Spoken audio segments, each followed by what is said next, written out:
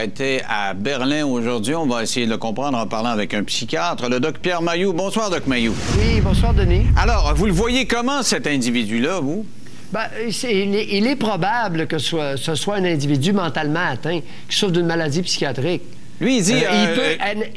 en plus, il peut souffrir de plus d'un trouble en même temps, cet individu-là. Parce que, vous savez, il était très prolixe sur Internet. Hein? Il y a plein de blogs là, sur son site et des textes qui datent de 2006, 7, 8. J'en lisais quelques-uns. Et il dit, c'est lui qui le dit, puis il disait à une époque, il dit, on m'a déjà diagnostiqué bipolaire. Je serais bipolaire. Vous croyez à ça?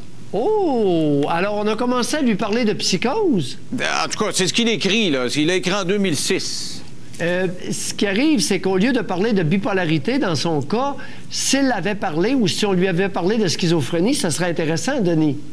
Vous pensez que ce serait plus à ce niveau-là? Un trouble bipolaire ne donne pas des comportements comme ça, là, voyons. Jamais je croirais, ben ouais. Par contre, quelqu'un qui souffre de schizophrénie, qui n'est pas traité et qui prend de la drogue, du crack, ecstasy ou PCP, ça peut donner des comportements comme ça, extrêmement étranges. Alors, sur le même blog, il reconnaît avoir pris de la drogue et de l'alcool pas mal.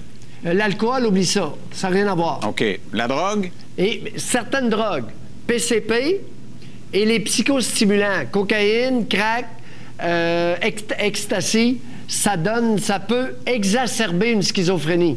Pensez-vous qu'au moment, donc, où il tue sa victime, la dépêche, ce film, parce que pour le filmer, il faut l'avoir planifié, c'est prémédité, cette affaire-là, il est sous l'état de la drogue. Ça se pourrait, mais pas nécessairement.